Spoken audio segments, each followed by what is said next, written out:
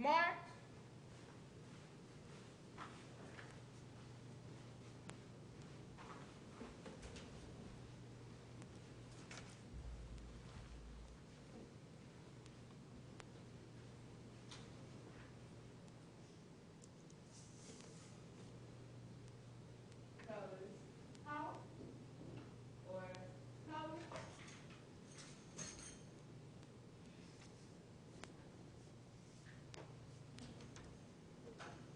Please remain standing and let's exercise a moment of silence in memory of Mayor Jack Hammonds of Winsboro and Corporal Cersei from Washita Parish.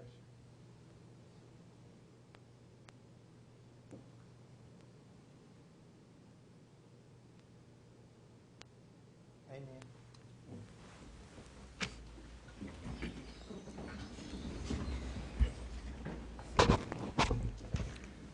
I wish to welcome you to our council meeting. At this time, Ms. Goldman, we will have a roll call to determine a quorum.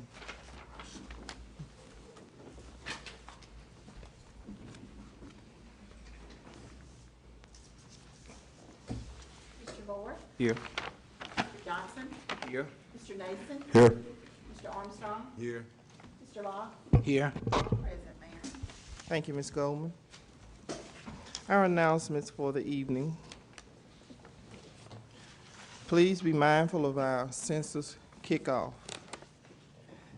Please observe the notifications that we will utilize the newspaper and other mediums to make sure that we are counted. I have stressed this for about the last 4 or 5 months. It is so important. We will be utilizing some city hall space for the census also. The Ditto building, I know that it has come up a lot in recent conversations, and I want you to know that we are listening to you and looking at the trend. Most businesses want frontage road for their operation, and the Ditto building is located in a residential area. However, we are looking at alternative uses, and I have an architect that's assessing the building, so we'll keep our thumbs on that. I informed you during our last month meeting that I've been meeting with department heads, and we've been looking at our vision and taking the city forward. And we're all operating under the same basic goal, and that's to provide the highest quality of service at the most cost-effective price to the citizen. Under the fire department, we are concentrating on the rating. And Chief Montgomery, one of the areas that he indicated was the reinstatement of the training officer. And we have our training officer. Is Chief Montgomery here? Okay. Well, there you are. Would you come and formally present our new training officer who has experience with the Bastrop Fire Department? Okay. Good evening, Council. Good evening. Our new training officer is a lifelong resident of Morehouse Parish. He's been with the department the last 15 years. It was a little unfair in the way that he had to come in because he had to immediately hit the ground running. And the reason I say that is because it's time for us to do our rating. So he's been working around the clock, helping us get our package together to send off. He's even had to take stuff home. Anyway, without further ado, I'd like to present Mr. Rodney Brown, our new Chief of Training.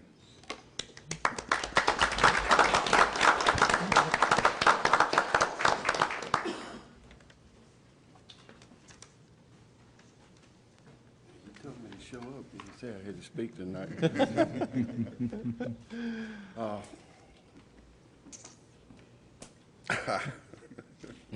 That's okay. It's okay.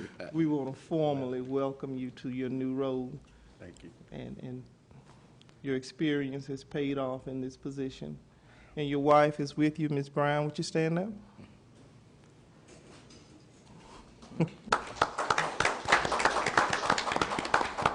Did you want to say anything? No. Okay. Well, we'll let him out of his misery. Thank you, Mr. Brown. The police department. Chief Black has indicated that he wants to move the department more in an area of service. I know that we're having to deal with issues on a daily basis at hand, but that is one of our goals, to move towards a service-oriented department. Is correct, Chief?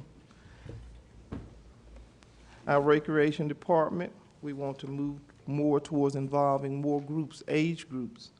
The children, one of the tasks that I have assigned Mr. Tanzi with is that our children will be writing letters, and I asked Mr. Davenport, who will be making a presentation later on, if he would work with our department with our children getting letters to First Lady Michelle Obama. And maybe we can do some points for that in what you talk about a little later, Mr. Davenport. You think that'll work? That'll work. Okay. The clerk's office has been moving on efficiently. Been a tremendous job. We've gotten through our tax season, and we're looking at more ways to make our department more efficient to you. Viola Water has submitted a 5-year plan. Of course, we have to look to the future and be forward-thinking on how we can accommodate where the industry is leading us. Our Public Works Department, our overall response time has improved dramatically. And Mr. McKee, I asked you to put together some information to show the progress we've made over the last months, and I think that would be a good prelude into Mr. Rainwater's presentation. Are you prepared to talk about the strides we've made with Public Works? Public Works covers buildings, maintenance, and so many areas, cemeteries, maintaining our parks. So I wanted him to give an in-depth report in that we're about to lead into the cleanup campaign that Mr. Rainwater is going to talk to us about. Thank you, Mr. McKee. Thank you, Madam Mayor, council members.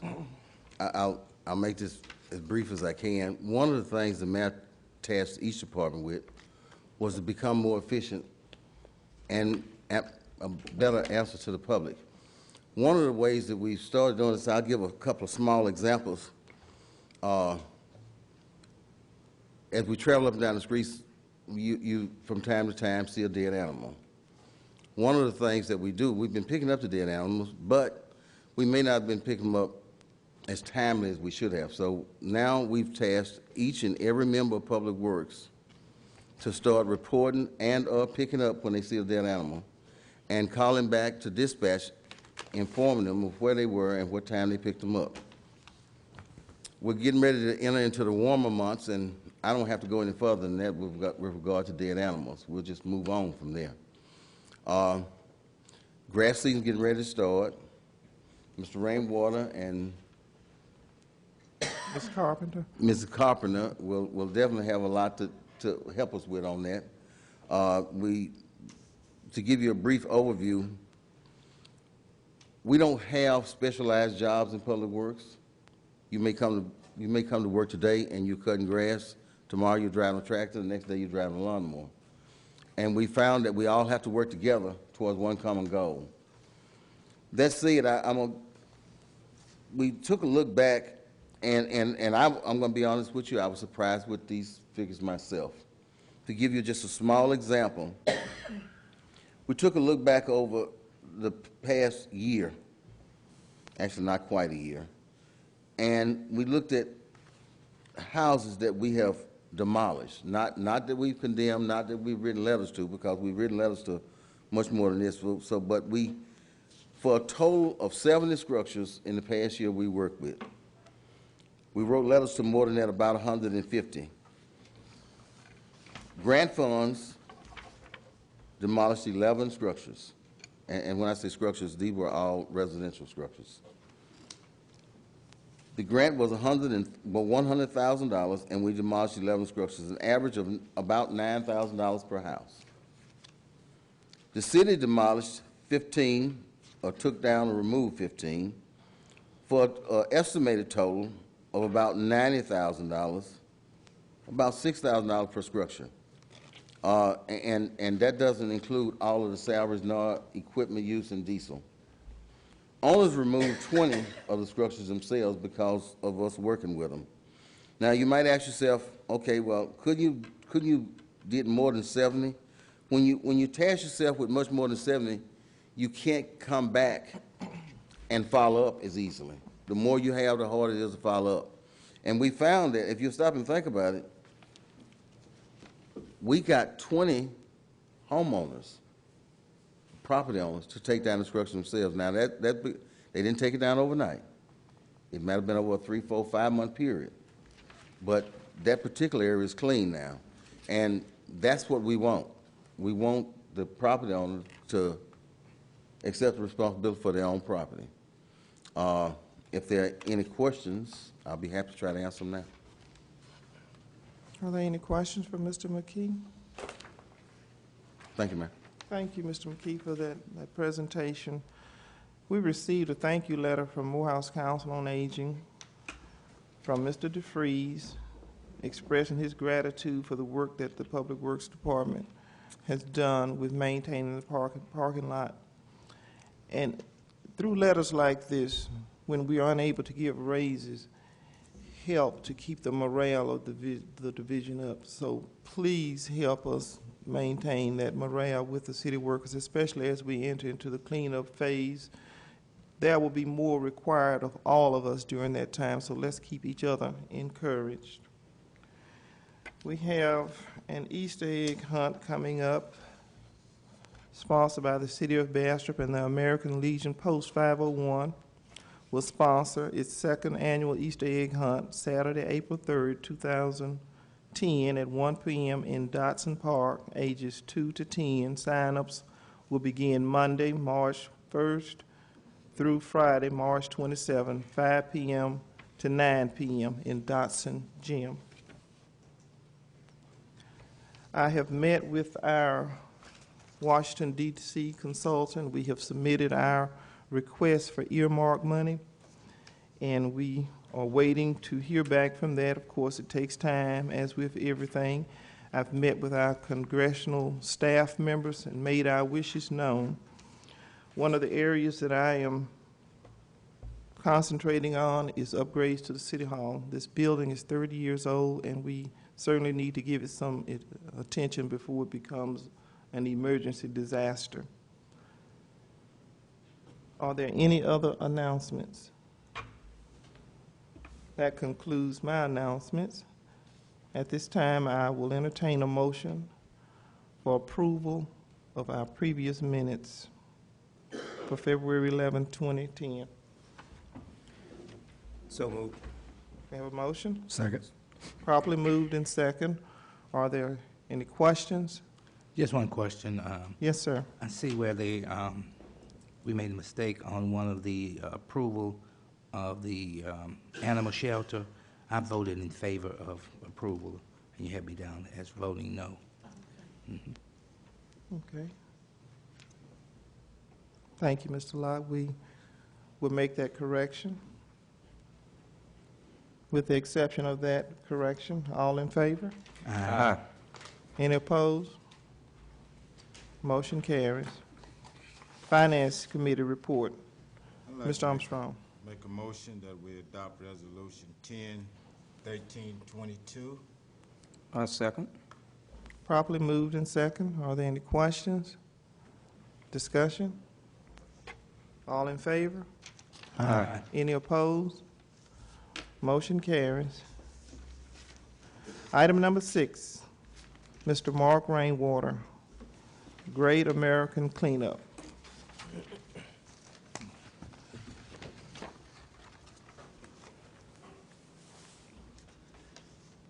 Mayor and members of the board, thank you for entertaining us tonight. Again, Keep Morehouse Beautiful comes to you to ask for the city's support in taking part in the Great American Cleanup.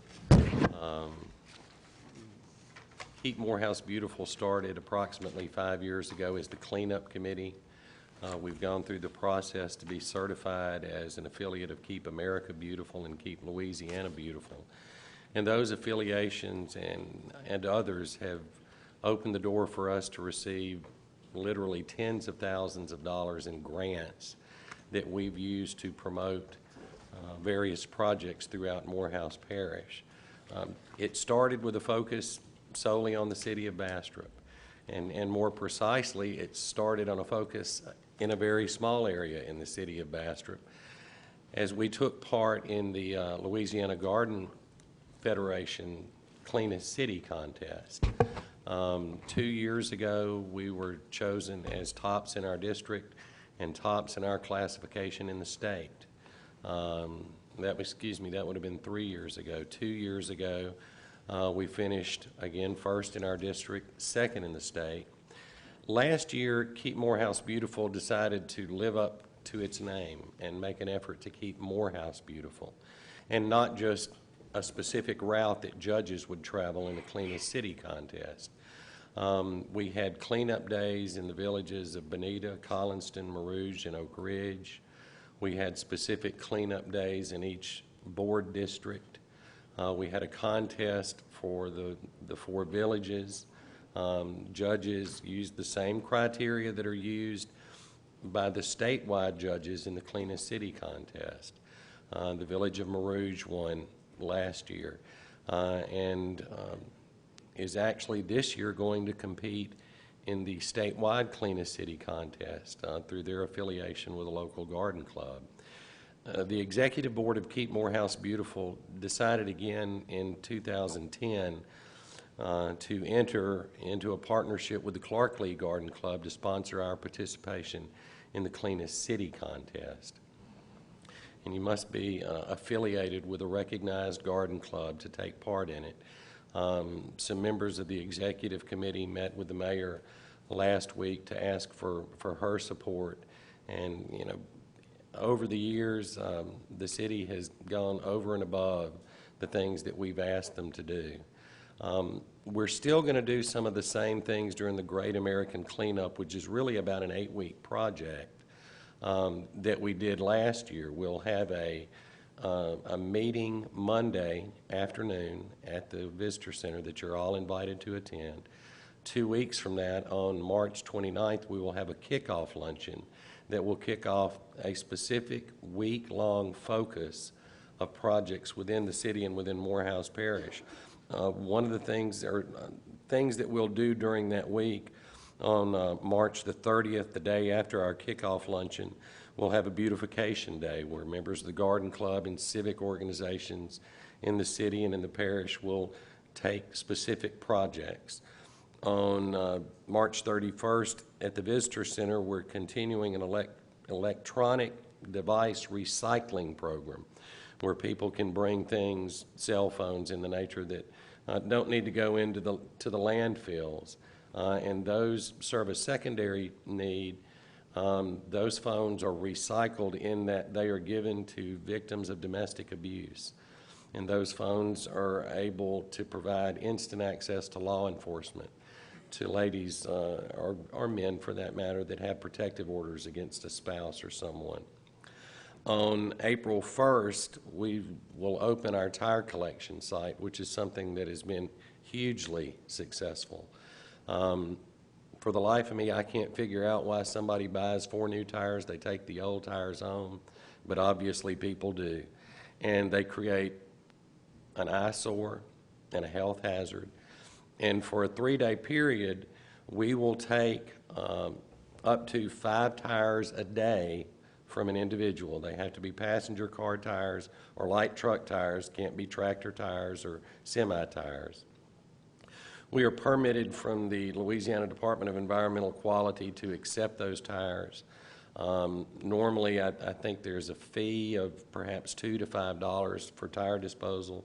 Those fees are waived. We don't have to pay anyone to come and take the tires and transport them to a recycling center. They're generally taken to a facility in Winsboro, is that correct, Vicki? Where they're recycled. During each week, starting with April 17th, the 24th, May 1st, 8th, and 15th, each of the districts in the city will have cleanup days. Once again, through some of the grant money that we've been able to acquire in a partnership with Waste Management, we will be able to provide 30-yard dumpsters, which are a commercial-sized dumpster, in each of the districts. And we urge each of the members of the board to work with people that have been assigned to you by Keep Morehouse Beautiful. In District A, Marvin Moore will work with Glenn and Boo Robinson. O.B. Johnson in District B will work with Kevin and Lisa Chain. I'll work with Sonny Nason in District C. In District D, Vicki Carpenter will work with Mr. Armstrong. And in District E, Mark Vereen will work with Howard Locke. And we'll do the same kind of things that we did last year. We'll ask you to pick a route and to focus on that route. We'll have judges come through the Monday after your Saturday cleanup focus and judge, and we'll present an award to the district that is chosen the cleanest in the city. After meeting with the mayor last week, we met with Mr. McKee briefly and discussed the participation in the Cleanest City contest.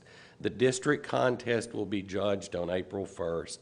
We're not certain of the dates for the statewide contest, where we would be pitted against other communities of our population size. But it'll probably be sometime in late April or in early May. It doesn't sound like much time, 3 weeks lead time, to work on a route, but we know that route well. It's something that we've done for 3 of the last 4 years. It'll go by Southside Elementary, by Morehouse General Hospital, by the cemetery, and through the neighborhood in that area. So we're confident of our chances of winning at the district level, and we want to restore some of the pride that we had 2 years ago when we won the statewide contest. We applaud Mr. McKee's report when it comes to dealing with dilapidated housing. The impetus for that probably started a couple of years ago with the letters that have to be written and all the steps and hurdles that have to be cleared. But we urge the city and the mayor to strictly enforce the code ordinances that are out there. We've made headway with dilapidated property, but we feel that things like abandoned vehicles and things like that are another area that code enforcement can focus on. I have something I'd like to give you. I'll take it. Well, I'll start with you. Okay. This is a model of what we call Little Litter-Free Larry. Litter-Free Larry is a mascot that appears at various events and functions at schools throughout Morehouse Parish. I'm sworn to secrecy to protect Larry's identity, but these are little sloth. Willie, I got one for you. Here. I can tell he's excited. Every time you look at him, Willie, think about something that needs to be done. Don't choke Larry, please, Willie. He's sensitive.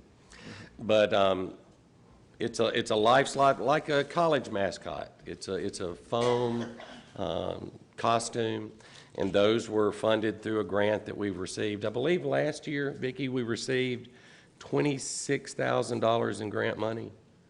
That came from a $15,000 grant. So we've got 5 years that it's primarily gone to the school system for 6 years. So that, we took the money to primarily buy the. Would you come to the microphone, Ms. Carpenter?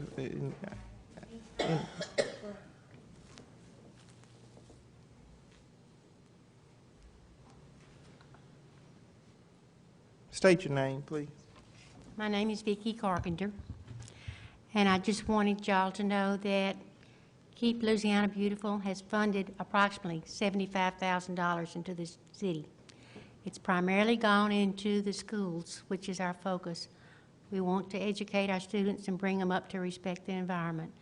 And we felt these little miniatures, although it wasn't education, it wasn't training, it wasn't a piece of equipment like a trash receptacle or something like that, might serve as an incentive to respect the environment, to not litter, to make Bastrop litter-free. We think they're cute, and I hope you'll enjoy them, and every time you look at them, you'll think about we're cleaning up Bastrop. Thank you.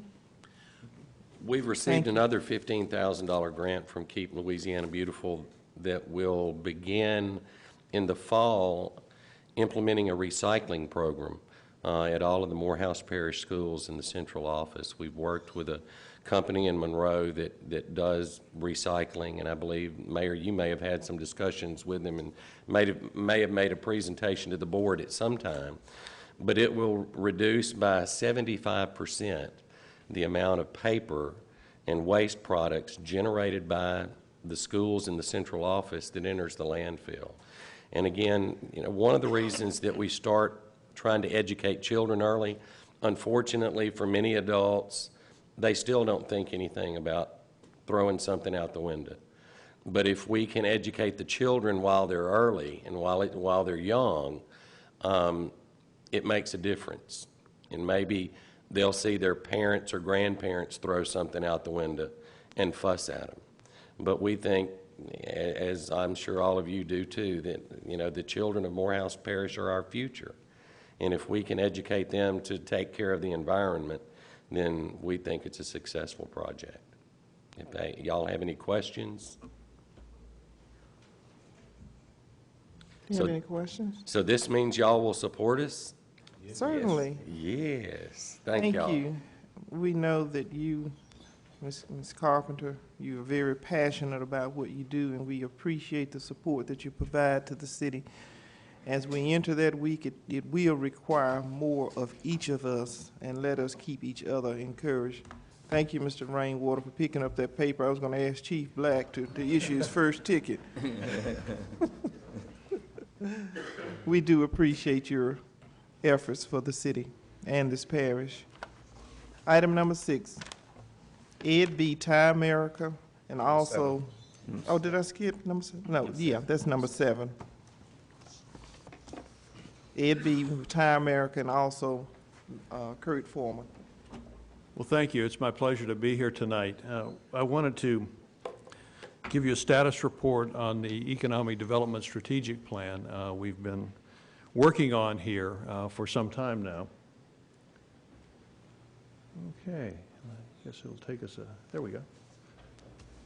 Okay, if you, this timeline, you'll see there's really 2 parts to this project. The first was a recovery plan, figuring out what types of industries were best matched to the skills left idle by international paper and the assets left idle by international paper. That really finished last summer, and the MEDC has been actively marketing and promoting to those industries.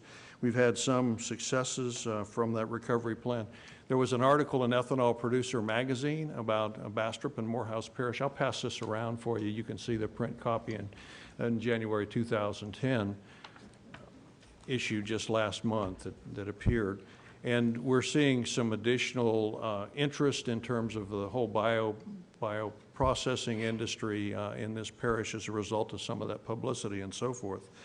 But we have just completed a workshop in late January to talk about the strategic plan, which is the end of this, and within about 30 days or so we'll have a strategic plan, a long-range vision and strategy for economic development in the future, which is a strategy based on diversifying the economy here. And I'm very excited to show you here tonight what we've come up with. In terms of a strategic plan, a good one, you've got to have 4 elements of competitive assessment and target industry study, which we did and finished last fall. And then the third part of that is a vision. The vision is it's the destination you're going to. The strategy is actually the roadmap for getting to that destination, but if you set out on a trip and you want to go from here to Shreveport, Shreveport's the destination. Well, the vision in the strategic plan is that destination. And the way we did this, we had a workshop process. About 50 parish leaders from around the parish met January 13. They identified elements of the vision they would like to see, and then they identified the issues or barriers that are keeping that vision from being a reality today. And I've got to give kudos to the workshop participants. They stayed over half a day. They were very engaged. And based on doing this around the United States, I think the vision they came up with and the elements of the vision they came up with was indeed very visionary.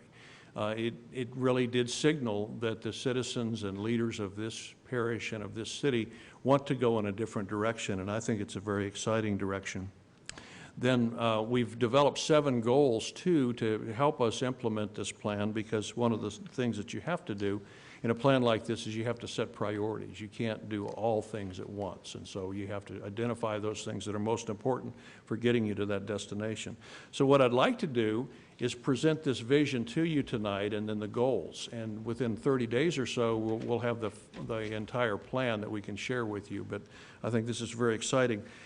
In your handout, I think you have a handout maybe in your packet that looks like this, that shows the slides. Next to the last page of this handout is the entire vision statement. It's 5 paragraphs long, and in the interest of sharing this with those folks who might be looking on TV, I'm going to do something that you're not supposed to do, but I'm going to read this so everybody else can see this if we can.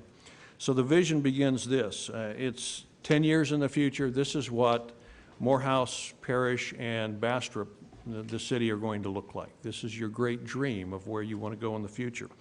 In the year 2020, the city of Bastrop and Morehouse Parish have a healthy and diversified economy with a high standard of living and quality of life. Government and business leaders cooperate, and citizens believe that the parish has achieved its economic vision.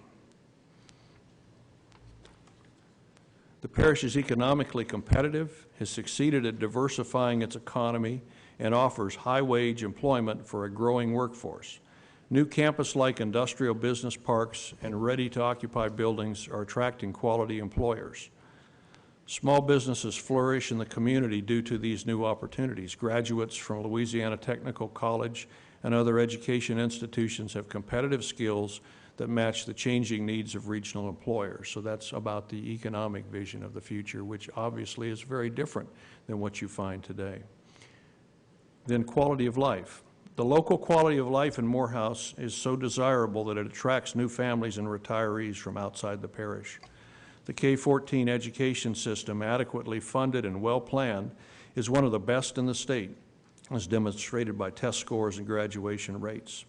The community values wellness and has an outstanding health care system serving patients from throughout the region. Morehouse Parish has become recognized as a community with high-quality assisted living facilities and substance abuse treatment hospitals that cater to patients throughout the nation. You have to have infrastructure to do this. The infrastructure of the parish has been enhanced. The U.S. Highway 425 and 165 corridors offer 4-lane divided highway connections to I-69, which is a new highway, and I-20. State-of-the-art telecommunication services are available throughout the parish. And we haven't stopped talking about community attractiveness and cleanliness, because that comes down to this next. That was one of the elements of the vision that people saw for the future here. Downtown Bastrop is the heart of the community and is an excellent example of successful revitalization with the growth of entertainment, healthcare, and retail activity. Visitors and residents experience a clean and attractive community from its entrances to its diverse neighborhoods. The growth of retail offerings is diverse, well-balanced across the community, and serves a larger base of customers from southern Arkansas and northeast Louisiana. The expansion and restoration of key natural assets provides the parish with excellent outdoor recreation capabilities and draws a range of tourists to the parish. So you can see from that vision what people said they want is they want a different kind of economy. They want an enhanced quality of life, and they want a cleaner, more attractive community, and I think everybody would support that. And the nice thing about putting this down on paper is now you can work towards that as your goals as a community. So why hasn't that happened already? What are the barriers standing in the way of achieving that? And when we looked at that, there were about 20 things that people told us were barriers, but these were the top 10, and we actually had a process where they voted and they rank ordered those. And so you see from 1 to 10, these are the top 10 concerns or issues that the citizens and leaders said were important. And let me just read those again. Expand and improve medical and health services, including wellness and senior care, with a focus on the medical campus, with a focus on a medical campus for Morehouse General Hospital and health care plan for the community. The second was related to business development, pursue bio-businesses based on the resources of the area. The third was need for increased city beautification and a greater local respect for the environment. So that goes hand in hand with what we just heard in the last presentation, which you're already starting to accomplish, I think. Need to develop top-rated education system, work actively to assist IP to sell its facility, improve the local infrastructure, especially water, sewer, and bear in mind this was parish-wide, so it doesn't necessarily reflect in that case the city of Bastrop there. Develop and promote local waterways in Bayou Bartholomew. One of the interesting things I found about doing some research, Bayou Bartholomew is the longest bayou in the world, which, were you aware of that? No, I guess you've already lived around it, but there's been a big push in the state of Arkansas to kind of promote it as an ecotourism destination, and of course it takes facilities to do that and so forth. But that's some pretty good bragging rights there in terms of tourism, that you got the longest bayou in the world, and it basically begins here. Develop a landfill. The relationship between city and parish government needs to be more united. Now, this is not me talking, this is what people told us. And expand recreation opportunities, including lakes and a wellness park. So, as consultants, we took these concerns and these issues, and we looked at what we needed to do to move forward in terms of the strategic plan, and we really set 7 goals. And the goals are based on these priorities, and the idea was to kind of focus this in on those areas where the community can make a big difference, and where you need to focus your resources to achieve this new vision. The first goal is related again to health care. The residents of Morehouse Parish have ready access to expanded and improved medical and health services, including wellness and senior care, and an attractive medical campus to include Morehouse General Hospital. The thinking was that that hospital needs to be the hub of a whole medical complex downtown, and we're not just talking about just the hospital, but a lot of supporting activities related to healthcare around that. The second one's related to business development. The agricultural resources of the region, combined with Bastrop's availability of water and sewer capacity in the former IP site, have attracted a growing alternative energy industry, including biorefining and bioenergy companies. Leaders have also recruited office operations, metal fabrication, chemical process industries, and knowledge-based industries. All of those things are industries that our target industry analysis says can be here, that you have the resources to attract those. And of course, you succeed in that, you've got a much more diverse economy than you have today or than you've had in the past. Goal number 3, the cities and parishes' commercial and residential areas are attractive and clean, reflecting the pride of the local populace. The parish has a landfill that provides a local resource for disposing of yard and construction trash and litter. Goal 4, the local education system from kindergarten through post-secondary schools is rated among the best in the state. And we're just about finished with the goals. Goal 5 is related really to this tourism and ecotourism promotion. The expansion of, pardon my French, Cheminahot? Is it you? Cheminahot is how you say it? Cheminahot? Okay. Cheminahot State Park, the restoration of Bayou Bartholomew, and development of local waterways and lakes provide the parish with excellent outdoor recreation opportunities and reliable water resources. So that's something new maybe that you haven't considered in the past, but is something I think that would be very attractive for the community from a quality of life standpoint, as well as generating jobs here. Goal 6, the private and public sector leadership of Morehouse Parish are united in their commitment to collaboratively achieving the unified vision adopted in this strategic plan. And then the final one, Goal 7. Morehouse Parish has an adequate inventory of business parks, rail-served sites, and industrial and office buildings to meet the space needs of its prospective and existing businesses. When we did our assessment, community assessment, we found that a lot of these target industries would need rail-served sites, or they would need office space or some kind of infrastructure that you don't currently have here. And so that needs to be part of the plan, is building that infrastructure here and that space. So we're just about left. We've got 3 tasks to complete. really on the strategic plan. The goals are really like the skeleton of the plan, and then the flesh and of the plan are going to be the actions to implement each of those different goals. And so the steering committee that Mayor Olive chairs and has been meeting now for 6 months is going to meet. I think we'll probably next week, by the end of next week, have a draft plan for them to review, and then give them 2 weeks to review it. And I think then at that point we should have a steering committee meeting, and we should be to the point where we can release the plan publicly, I think, and be done with it. We're going to make some recommendations on some organizational structures too, for ensuring that the organizations involved in this plan will maintain it and will keep moving it forward. For something this broad that you have in the community, you have a lot of organizations need to be involved. The MEDC, of course, the city council, but you've got school boards, and you've got the Chamber of Commerce, and another number of organizations have a role in achieving this plan and achieving this vision. And we've got some ideas based on our consulting practice about how to keep people engaged in this long term. Because bear in mind, to get to this destination is probably going to take you 5 to 10 years. But you know, you commit to that up front, and you commit the resources to it, you can get there. A good example of that, Houma, Louisiana. We did a plan like this there 8 years ago, and you look at their standard of living, they've gone from 75% to almost 100% of the per capita income in the United States. If you look at there, the per capita income in Houma and Terrebonne Parish today is equal to what it is for the whole United States, and it's higher than it is in Lafayette Parish. And so they've made some remarkable strides. So I'm very excited by this. I think this gives you a new beginning, but it is a beginning. And I think this quote from Henry Ford that I really want to leave with, the conclusion of the presentation, says it all very well. Coming together is a beginning. Well, this is really the beginning. Keeping together is progress. Working together is success. So if you can do that for the next 5 years as a community and as a parish, this vision is going to become reality. Thank you. Thank you, Mr. B. Mr. Foreman?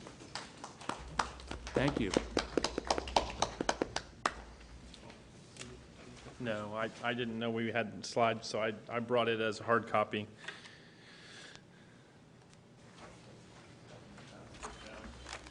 I apologize for those in the crowd or on TV that can't see this. This is actually a PowerPoint, and I can get you electronically if you post things on your website or whatever. We can do that. And then there's a card to pass out, my business card as well. Thank you. Well, I appreciate the opportunity to be with you. I'm Kurt Foreman. I serve as the president of a group that's got a new name, but we're not a new organization. We're called the North Louisiana Economic Partnership, and we were formed this past summer by 2 groups coming together, one out of the Monroe area, of which you all are a key part, here in Morehouse Parish, called the North Louisiana Economic Development Corporation. Folks like Mr. Kennedy, Leo Nelson, the Morehouse Economic Development Corporation, and many other leaders were involved in helping to form that, and also a group out of the Shreveport-Bossier area that served an area of 10 parishes called the Northwest Louisiana Economic Development Foundation. So the NLEP is really is a group of leaders. It's not really an entity. It's a group of leaders who have decided that there's more to gain by working together than there is by us pretending that we compete with each other separately. And so we're going through a merger process right now very thoughtfully. We're making sure that everything comes together well. We have 2 boards right now that will become a single board. About 60 people are involved, over 220 different organizations, from public sector bodies to large private sector, small private sector agencies. We receive money from as little as $100 a year from some people to as much as $50,000 a year, and everything in between. It's sort of like a church. I'm a preacher's kid, and it's sort of like a church. If everyone puts in what they can, great things can happen out of that. And I think that's true in communities as well. We have 2 offices, one in Monroe and one in Shreveport. I spend about half my week in Monroe. We have a full staff in both places, and all of us work throughout the whole area. And our goal is to try to get the larger region more attention and to see that our area gets a chance to compete for opportunities, whether that's a new business from outside the area or perhaps helping an existing company that someone else may be wooing. We have to remember that while we go and talk to other people, sometimes other states and other cities come and talk to our businesses. So we also work with our chambers and local economic development groups to make sure that our existing companies are happy as well, and we spend over half our time doing that. So in many ways, we're doing, and if you see on the slide, on the next one here, it's called Capitalizing on an Opportunity. A number of businesses already serve North Louisiana in maybe multiple offices. In fact, when I pulled up, the first time I pulled up to City Hall, right across the street is the Shreveport Credit Union. I know the staff there, and obviously they believe that a corridor or a strategy covering North Louisiana is a way to support local residents, and so do lots of other businesses. So we think that's great too, and it allows us to now be a region of 800,000 people. Almost 20% of the population of the state is in the area we serve. That doesn't make us important, but it allows us to, when we talk to companies, to say, look what you can be a part of when we put all our numbers together. We're powerful together. And this slide was meant to just be fun. I know you guys have a great tradition of football here in Morehouse Parish, and the Rams have been very successful. And I often joke that sometimes what gets in the way of us working together is our Friday night football rivalries. We can't work together because our teams play against each other. And I don't mean that seriously, although sometimes you'd be amazed how some of those things can get in the way. But I hope that our children, I have 4 children going through school in the area where I live in the Shreveport area right now. And I go, for example, my daughter goes to Byrd High School. When we go to play West Monroe, I probably was the only one in the stands who was looking at all the kids as our kids, that hopefully my daughter will someday work with some of the people on the West Monroe side and vice versa. It's not going to be separate. So we have to be mindful of who we think our competition is, and that's not necessarily each other. It's Tennessee, it may be China, it may be Canada. We have projects that we literally compete with all over the world in some cases. So what's our role? Our role is to help be a little bit cheerleader, a little bit facilitator, a little bit of a resource. We often will work with Kay, for example, on helping to support her in her efforts to promote a particular building or a particular piece of property that may be a good fit for a particular prospect that either the state or we might identify or that she might identify. We can support her, she can support us, and it's really it's a mutual opportunity. But we work as a marketing organization. Our job is to tell the story of North Louisiana. I often, again, as a minister's kid, use the term that we're evangelists. Not in the religious sense, but our job is to make people believers that this is a great place to live, a great place to raise a family, and a great place to grow your business. And we have to tell people that story. They're not automatically going to know that. And so partly we use the resources that are provided to us to help tell that story. So when we're traveling, we can tell that story about all the communities in our area. And we work very formally and fairly. Everybody knows about every project, all our partners. So Kay hears about a project that may be looking at Natchitoches Parish. The folks in Natchitoches Parish know about a project that's looking at Morehouse Parish, so that everyone knows that there's no side games going on and anything like that. So we really are a partnership. We are trying to be the first stop. We never work by ourselves. Just as you guys are accomplishing things here in Bastrop and in your community and your parish, you have a whole team of people who work with you. You have residents who work with you. It's neighborhoods. It's all sorts of things. So we work that way as well. And we are completely neutral. Our leadership does not put pressure on us to say, well, Spring Hill, Louisiana hasn't had a project in a while, so the next one goes to Spring Hill. The company makes that decision based on what they're looking for, and every place that fits their needs gets shown. So if there are 3 places in North Louisiana that fit the picture, everyone gets a fair shot at that opportunity. And so in terms of what we would love to have you, as we continue to grow in relationship with you all here in Bastrop, would be to have you all continue to think about that we know what options are available here, that our staff, that Kay, that we can support you all through the MEDC, through the chamber, whatever vehicles, through the city directly, that we know all the different things that you have in mind that are on your heart about your community. I've had a chance to be a part of the visioning process and come and support you. It's been a great process to go through. I applaud you for it. A lot of communities need to do this, and you all have stepped out in faith to do that in a way that maybe at a time where you were dealing with some pain, but this is a great time to get your plan in order and get started on it. And I've been very impressed with the leadership and the team that's been put in place from across the community. In fact, Vicki Carpenter and I have become friends by email because I made a comment at one of the events about how when I drove into Bastrop the first time, I didn't see grass growing into the street on the street I came in on, and I didn't see trash all over. And she emailed me later and said, I'm glad you noticed because we've been working on those things. And customers who have never come here before will notice those things. They'll notice whether you take pride in your community, and I sense that you do.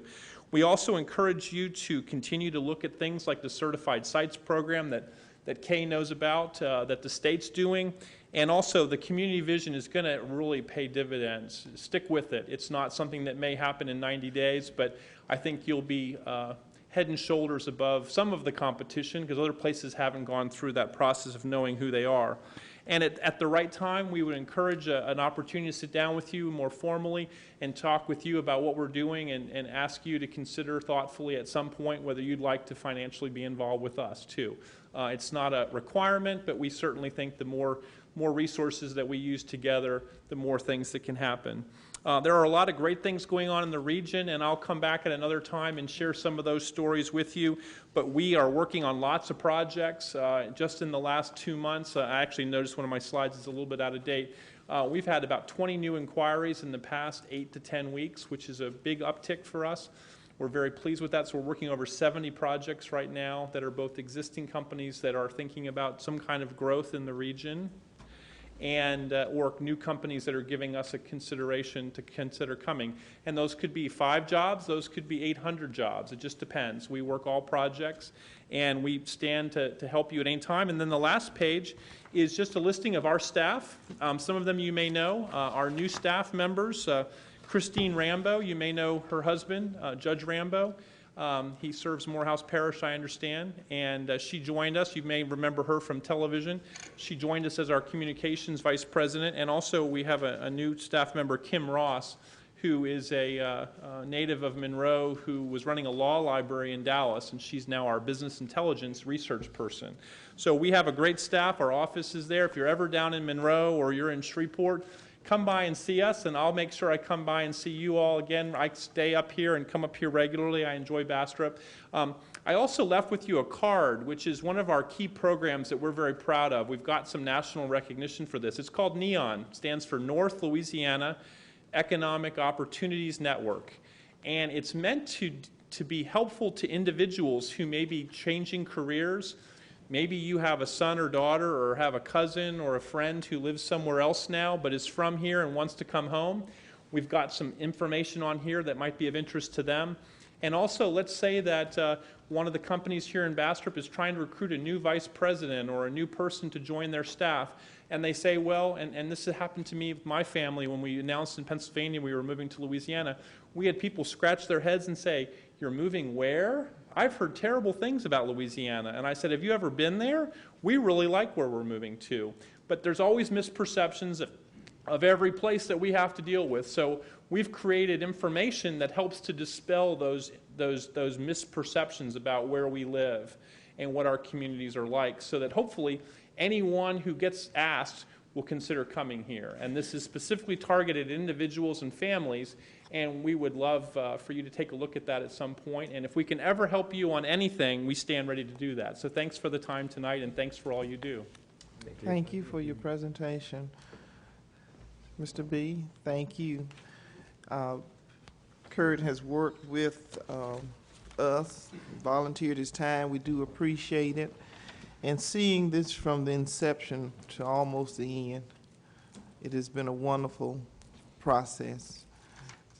I applaud the citizens who worked with us from the beginning until now, and I see great things on the horizon. I have nothing but faith and confidence that we are going to do well. Some of those things that you talked about, Mr. B, I'm talking to companies that are talking the same things. Thank you, Mr. Foreman, for your encouragement, and he certainly has a gift for paraphrasing and putting things together from that last meeting. Thank you so much. Look forward to seeing you in the morning, Mr. B. Item number 8, Ms. Jerry Jordan, Tommy Williams. Mr. Farrer, you're here in Ms. Jordan's stead? Okay.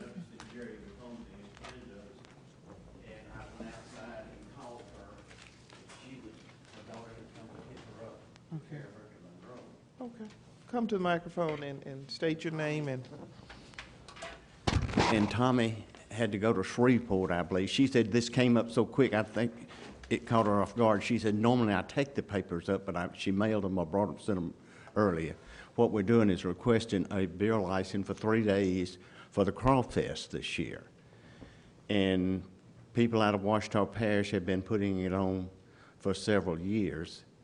And the Fair Board thinks that they can do a better job than the last guy that put it on up here, and we're going to involve local people cooking the crawfish and whatnot. And so she asked me if I would make the request. It'll be a 3-day request for Tommy Williams. Tommy is on our board, and he will be the man that will be actually selling the beer, and we will have a police or officer to stand there and check identifications and make sure no one buys a cup of beer that's not of age and so forth to do such. And it will be in an area that will be confined. They won't be walking all over the fairground with it, so it won't interfere with the children that'll be out there. We don't want to have it right up where they are. So it'll be in a separate part, and they'll sit out there and drink the beer and eat the crawfish. But if it's, I believe it's May the 19th, 20th, and 21st. I'm pulling those dates out of the air. May? But, do you have the request, the information? She said she had mailed it. Ms. Goldman? I don't think she put the dates on there, but we'll find out. Okay, I think it's Wednesday, Thursday, and Friday. Wednesday, Thursday, and Friday, Thursday, Friday, and Saturday. But it's a 3-day deal. And so if y'all would grant that, we'd appreciate it. We, as I say, we're trying to involve hometown people in it. And we have 2 crawfish cookers in town, and they're both good. And so we're just going to let them do we're going to provide the area, and they will do the cooking and the selling of the crawfish. We will have the same midway that we had this last fall for the fair, which is a new midway, much newer and cleaner than what we've had in the past. Okay. Thank you, Mr. Farrer. Thank you. I think somehow, some way down through the years, beer and crawfish have become synonymous with each other. And with that being said, I will ask, what is your pleasure on Mr. Farrer's request? To make a motion. I second. Properly moved in second. Any questions? I have a question. Mr. Farrer? Yes, sir. How many police officers will be available there? Well, we will have one standing there that if you're going to buy a beer, you go buy him or her, and they will look at your identification and verify it's all right for you to come through that line and get a beer. Now, we'll have security out there. The Sheriff's Department has furnished security for several years for the Crawfest and the Cotton Festival. So we'll have officers on the area the whole time. But there will be one that will be hired strictly to stand there in this, where this beer is being sold, and check IDs. Thank you. All in favor? Aye. Any opposed? Motion carries. Thank you. Mr. Farrer. And I'll call Jerry and tell her to proceed. Somebody has to go to Baton Rouge. I think Tommy will have to go down to get the license on that. Yes, sir. Item number 9, Ralph Davenport, positive behavior support. Morehouse Parish School System. Honorable Mayor Olive, members of the council. My name is Ralph Davenport. I'm the Child Welfare and Attendance Supervisor for the Morehouse Parish School System. And first of all, I'd like to express Superintendent Thrower's regrets for not being able to be here tonight, but he had obligation to one of the schools, a meeting going on tonight. My purpose for being here is to request your support for an effort by the Morehouse Parish School System to increase student academic achievement. This effort involves changing the learning environment to make better use of available instructional time.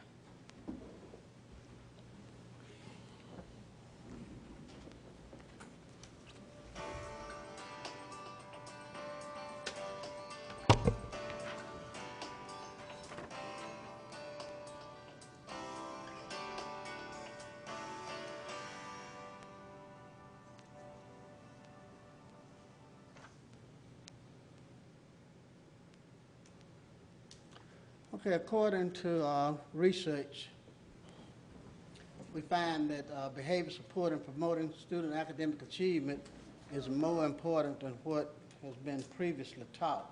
What this amounts to is that we spend quite a bit of time remediating situations. We do a good job of diagnosing and prescribing. We provide after-school tutoring, Saturday tutoring, summer tutoring, and I think we've about run out of time except Sunday tutoring. So we're not going to find any more time to take care of these problems. So what we have to do is find a better way to make better use of the time that is available. Now, we find that behavior support is highly correlated to academic achievement. Changes in the learning environment causes changes in academic performance. Okay, some of the changes that have been proven to be highly effective are establishing clear expectations, building basic skills. You need reward and recognition programs, and you need positive relationships. And positive relationships is very important. Students work harder for people that they have a good positive relationship with. So this is one reason why I'm here tonight. I want to build a relationship with the city. Thank you. What we have done is partnered with our software provider, EdGear, who provides our student information system software, and we developed a point system. And this point system is designed to provide positive points to students for positive behaviors and also to debit students' accounts for negative behaviors.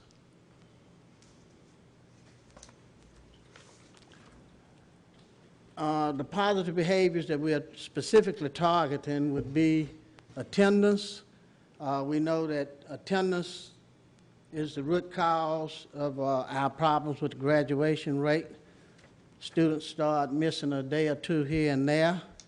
Next thing you know, they find themselves truant, and once they become truants, a good possibility they're going to become dropouts. So we want to address the attendance issue. We also know that behavior is important. If a student is not socially adjusted and ready to come to school and learn, they're going to create so many problems that they're going to find themselves out of the classroom so much that they're going to fall behind. Once they fall behind, they're not going to enjoy school so much, which here again ties into the attendance problems. They'll start having stomach aches and anything else that would give them a reason not to come to school. And the end result is a decline in academic achievement. So those are our three major areas that we want to focus on in terms of positive student behavior, and we want to reward students for these particular behaviors. In addition to the attendance, we have a thing called Caught Being Good and gotchas, where whenever we find a child that's meeting the school's expectations, we try to let them know that we're noticing and we appreciate what they are doing, and we want to make it more advantageous to them to continue this type of behavior than to get involved in some of the negative behaviors. We also want to recognize students for their academic achievements, so we included academics in the system also, where students will receive points for grades of C, B, or A. And for right now, we're targeting English language arts and mathematics. We do have the capacity to flex this however we please. If we decide, well, okay, we're doing pretty good here, let's take a look at science, we can just plug science in and provide some incentives for good grades here. Parental involvement is very important. We will have the capacity to award points to students if their parent attend parent-teacher conference, parent nights at school, if they volunteer. Whatever type of activities that schools are attempting to get parents involved in, we'll be able to reward students for encouraging the parents to participate, and many other positive behaviors. Now, each school will have the capacity to design their programs to meet the individual needs of the school. For instance, a school that has maybe a 98% attendance rate probably wouldn't give very many points for attendance because you can't get much better. On the other hand, that same school might have a terrible tardy policy. You might have lots of kids coming in cars and they're arriving late every day, so you might have a big penalty like a minus 25 points every time you're late coming to school. So you can target each area that the school needs. Now, the good thing about this program is that it operates off of triggers that take place in the student information system on a daily basis. We don't have to ask teachers to do anything extra for this program to operate. If the teacher checks her daily attendance or do what we call roll call, when she verifies her roll call, every student's points go directly into the student's individual account. The software program does this automatically. When a student arrives at school late, that is after the morning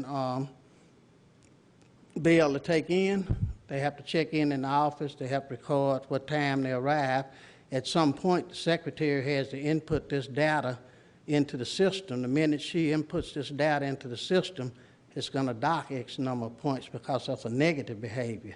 We want you to be to school every day and on time. So everything operates off of triggers from activities that take place anyway. These are some of the negative behaviors: arriving to school late or checking out before the dismissal bell. Some schools have lots of car riders and the line loops around the block. Well, some parent would love to just run in there about 5 minutes before the bell and say, well, I need to get Johnny, we have to be somewhere by 3 o'clock. Well, that's fine, but if you take Johnny, we're going to take some points too. So you can discourage this type of thing, checking out early. You count the number of minutes that's lost in this way times thousands of kids, and you're talking about quite a few instructional minutes. Plus, it's a big disruption. When a parent comes in the office trying to check a child out 10 minutes before the bell sounds, the teacher's trying to wrap her day up. Now she has to stop and tell Johnny to get his things together to go, and by the time she finished getting him off, she hadn't had a chance to tell the rest of the class what to do. So it creates chaos. Most people think that it's nothing, just run in and give him my child and I'm out of here, but it's much more to that. So that's the reason for some of these negative points. We want to discourage those type things. Naturally, we want to discourage minor and major office discipline referrals, suspensions, and schools can put in other negative behaviors that they want to work on. Now, how do you use these points? most schools have what's called local school store. Students can go into the school store and use their point balance to purchase school materials and supplies, educational games and toys. One thing I'd like to point out here, everything in the store does not have to cost money. The school can offer tickets to athletic events. They can offer a no uniform day. They can sell tickets for skip to the front of the lunch line, which would be very popular in a school like Bastrop, where you have 500 kids headed to the cafeteria at the same time. Well, you can use some of your points, you just skip to the front of the lunch line, and you walk straight up to the front of the line, and that's legal. So there's lots of ways you can use your points that don't cost anything, but it's still a good incentive. You could use your points to purchase participation in field trips, such as a trip to Magic Springs that we're planning later on this year, in fact. This is what a school store looks like. In fact, this is at Henry V. Adams Elementary School. And most schools open the school store up one day a week, depending on the size of the school. Some schools have space available, so they have a permanent store set up in a room. Schools that don't have space, they put the supplies on carts, and you can roll the carts out in the hall. Schools with large populations set up these carts in the cafeteria, for instance, and maybe Monday's 9th grade, when the kids finish eating lunch, they can get up and go back to the back of the cafeteria and visit the school store. But students have different days that they can use the school store in a large school. Now, this is where the council really comes in at. This is a total community approach. This will not sustain itself without parent and community support, as well as support of the local media. What I'm asking the council, the city to do, is to take the lead in mobilizing the community. Call a meeting of the Chamber of Commerce and some of the local business managers and see if we can get everybody together to support this project. And there are many ways that you can support the project. Most of your businesses have little giveaways with their logo on them, pens, pencils, stadium seats, T-shirts, etc. They can let us have a few of those things that we can use as incentives, and at the same time they're advertising their business. You have discount cards, coupons for free drinks and snacks. We need snacks for class or parent night. A business might just want to sponsor an activity completely. Free movie passes, free video rentals. We can use all these things to put in the school store, and students can use their points to purchase these things. These are just some more examples. I don't know if you can read that or not, but that's an example. We just say Pizza House. We don't have a Pizza House here, but we do have Pizza Hut and Johnny's Pizza and Domino's. So they have discounts, programs going on at all times. They can let us have a few of those. Sonic and Church's Chicken, they have the coupons for free drinks and what have you that they give away. They could help us by letting us have a few, and we could use these to give to our kids who are meeting our expectations. I was looking at the number of suspensions for the month of, what is this, April, March, February. I think we had about 114 for the month of February. Sounds like a lot, but that's 114 out of 4,750 kids, which is about 2% of the population.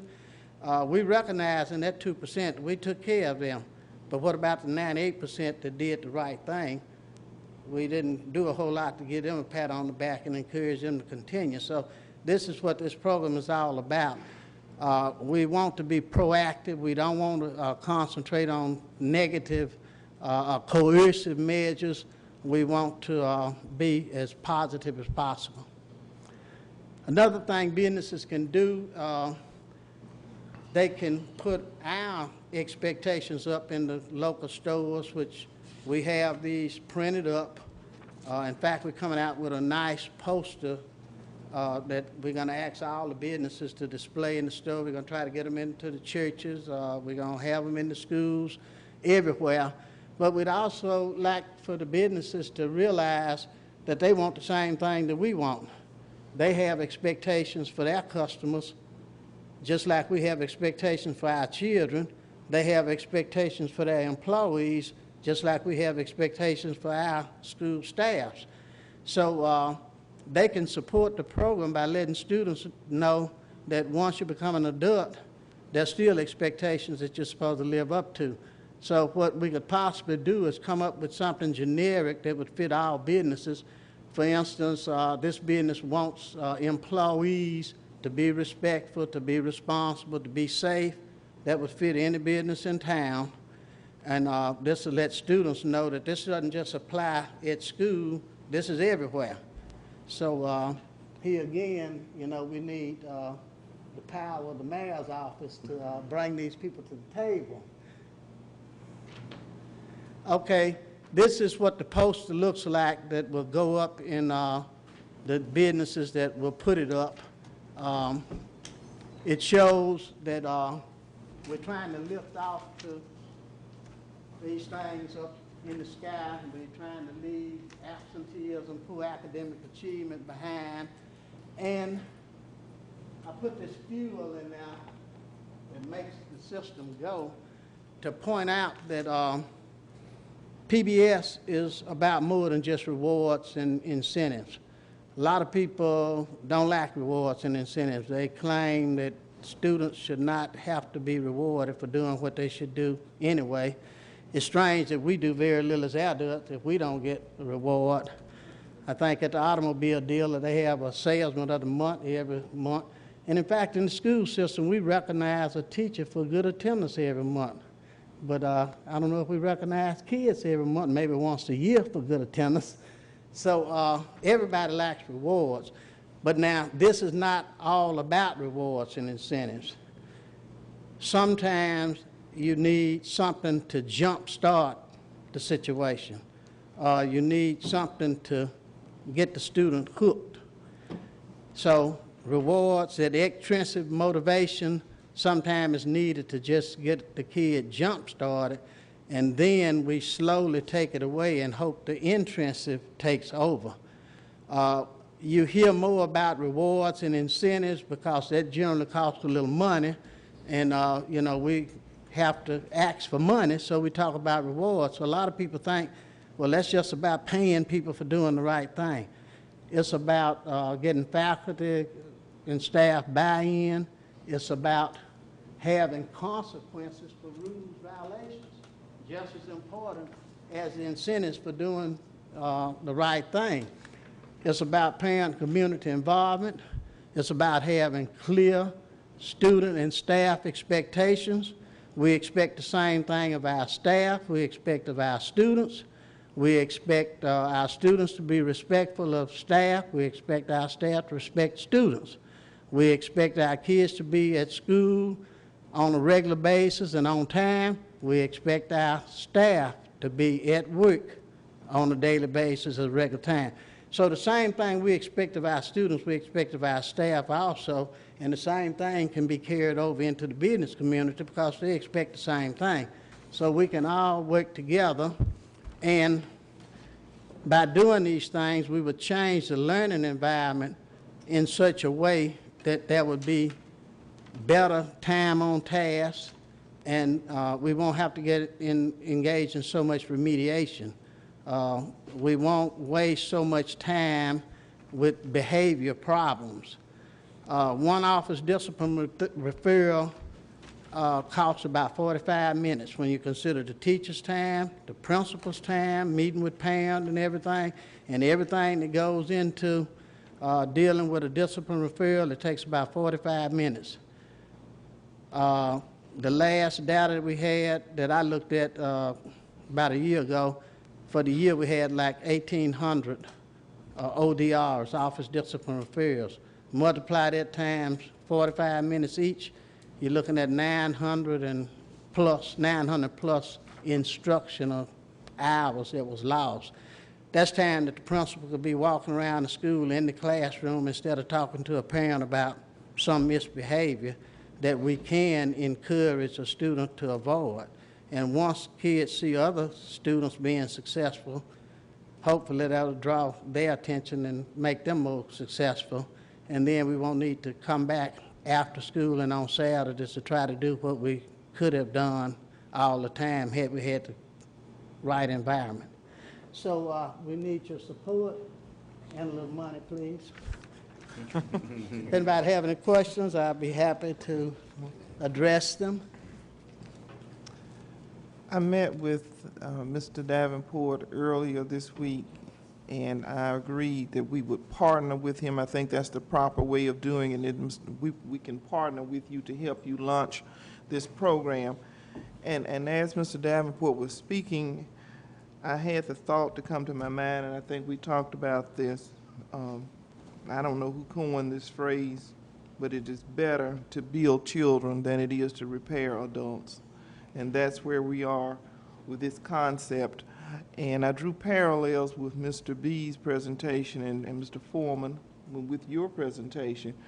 We're laying the foundation for the future with industries and economic development. And we're also doing that as a resource with our children. And sometimes it's not always so concrete, but we have to look at it that way. One of the reasons that I invited the ROTC here this evening, because the seats that we now occupy, they will occupy those seats later. So the sooner we get them involved in the reality of life, the better off we will be as senior citizens, or you all will be as senior citizens. I'll be forever young, of course. But we will partner with you, Mr. Davenport, and we have a preliminary schedule set to have a press conference for you. Okay. Thank you very much. And just briefly, I won't get into it. I know it's the hours late and well taken, but since you did mention about the obesity program, I did meet briefly with your director, and we brainstorming some ideas.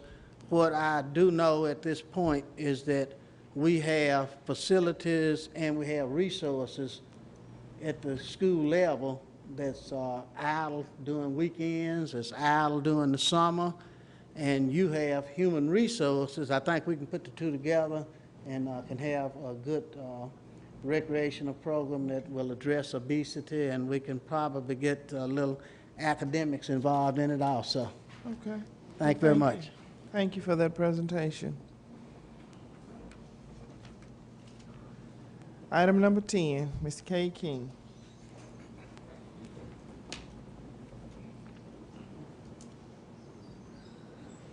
I will try to be brief. Thank you, City Council. Appreciate the partnership that we have with the City Council and our organization. And I know that, you know, it is just a pleasure to work in a community that we have so many active groups, because this is a team effort, that we're building a product. And the better product that we build in this community, the easier it is for the economic development people and including our organization to sell that product to prospective businesses. I would like to say that as any of us that watch the news, we know that 2009 was a terrible year economically for the United States. And we've been in this terrible recession, and it's just been great that we have used our time to work on a plan to rebuild our community. And we have done this, and now as I get out and visit with our area businesses and get reports on hiring and things that are going on, that we're beginning to see that things are picking up. And I think that's very positive. The weather is cooperating, and we can see projects being built in our community. The new Tractor Supply company store is the walls on that building are coming up. We can see the Morehouse Activity Center that groups had worked on for many years. We have a number of active projects within our organization, and although we we can't have an announcement every month. I think that we are getting close to having some very positive announcements. I'd like to thank Kurt Foreman with North Louisiana Partnership for being with us here tonight. I know that I personally believe that it's very important for us to tie into the Monroe metropolitan area, and in partnering with this organization, we recognize that if we have a product here, that the best product is going to win the project. But if we were selling houses, for instance, and we only had one house to market, and sometimes we're in that position that we have maybe one site that fits what someone's looking for, that we're not as likely to get those people to come to Louisiana and look like we do if we have an organization that has possibly 5 or 6 sites. And we shouldn't think of it as competition. We should think of it as the lure to get people to come and look at our site. And our position here in this community is to build the best product that we can build. And if we're successful at doing that, we're successful at giving the information to our regional partners, and then we are ultimately going to be successful. Maybe not at every one, but we will ultimately be successful. And I can see many positive things that are happening in our community. As far as the things that we have done this month, with a lot of the input that has been given to our organization from Timerica and Mr. B, and also still continuing to work very closely with Louisiana Economic Development, Kelsey Short, that we have been provided some mailing lists and some prospect lists, and we're continuing to work through those lists, and we're doing mail outs to different types of companies. We haven't hit a home run yet on that, but the effort's there, and so we have to recognize the effort, that if we don't do the effort, that we're certainly not going to be successful. So in addition to that, I've been out in the parish. I think that's very important. I've visited in the Collinston area last month. I visited in the Marouge area, attended the Marouge City Council meeting, and that we're continuing in our organization to build a list of possible sites and looking at buildings within the community. And I know that this goes way beyond the corporate limits of the city of Bastrop, but we all understand that the growth is not just going to be in one place, that it can be anywhere in our parish is positive. And so I appreciate the support that this council gives, and I hope that we'll continue to have a very positive working relationship and a successful future. Are there any questions about any of the projects that we have ongoing? I know sometimes Questions for Ms. King? Well, I know it's late, so I appreciate the time, and thank you, Mayor Olive. Thank you. And City Council. It's a pleasure working with you, Ms. King. Item number 11, permission to advertise for bids for public works materials. Ms. Goldman. Yes, ma'am. This here is our annual advertisement for bids, and it's for materials. It's hot mix, cupboards, bridge timbers, just anything that we need to buy as far as supplies that would go in with bid law. We just go ahead and bid it out just in case. It's just something annual that we do, so this is just giving us permission to advertise for bids. Once we do that, we get the bids, we'll bring them before y'all, and y'all act on them to accept or reject whatever. What is your pleasure in respect to permission to advertise for bids for public works materials? May I make a motion? We have a motion. Second. Properly moved and second. Are there any questions? Discussion? All in favor? Aye. Any opposed? Motion carries. Item number 12, we're tabling ordinance 104195. We're tabling that until our April meeting. Item number 13, resolution 101323, a resolution of the mayor and board of alderpersons of the city of Bastrop, Louisiana, city to furnish a notice of intent to seek approval of legislation to authorize changes to the charter for the city of Bastrop. Mr. Lawrence. Yes, ma'am. Mayor and Board of Alderpersons, as you may know, the city charter for the city of Bastrop is about 53 years old. And because of its age, there are a number of things that have not been changed. I'm sorry. I'll start over. The city charter is approximately 53 years old. And in that 53-year period, there have been a number of changes that have occurred under state law. In fact, the Louisiana Constitution has changed since then, back in 1974.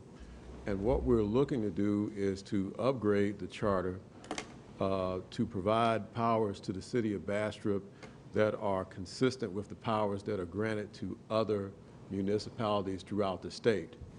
One of the requirements that we must meet in order to amend the charter is to obtain an act of the legislature for that purpose, because the charter is a legislative charter. And in order to get legislation for a change, it is necessary to follow certain procedural steps. And one of those steps is the publication of a notice of intent in the official journal of the city of Bastrop, which is the Bastrop Daily Enterprise. And the law says that that notice of intent must identify, and it can be in summary form, but it must identify the specific changes that are being proposed to the charter and that are being sought in the special legislation. By adopting this resolution on tonight, what the Board of Alderpersons would be doing is authorizing us to run the notice of intent in the local newspaper, informing the public of what it is that we're looking to change and or to amend and or to update in the city charter. And so that's what our purpose is here tonight, to request permission to run the notice of intent. As you know, society is changing, the economy is changing, and this is a move in being proactive for our future. What is your pleasure on this resolution? I make a motion to adopt resolution 101323-8. I second. Properly moved in second. Are there any questions? Any discussion? All in favor? Aye. Any opposed? Motion carries. At this time, I will entertain a motion to adjourn this meeting. I'd like to make a motion that we adjourn. Second. Properly moved in second. All in favor? Aye. Motion carries. This meeting is adjourned.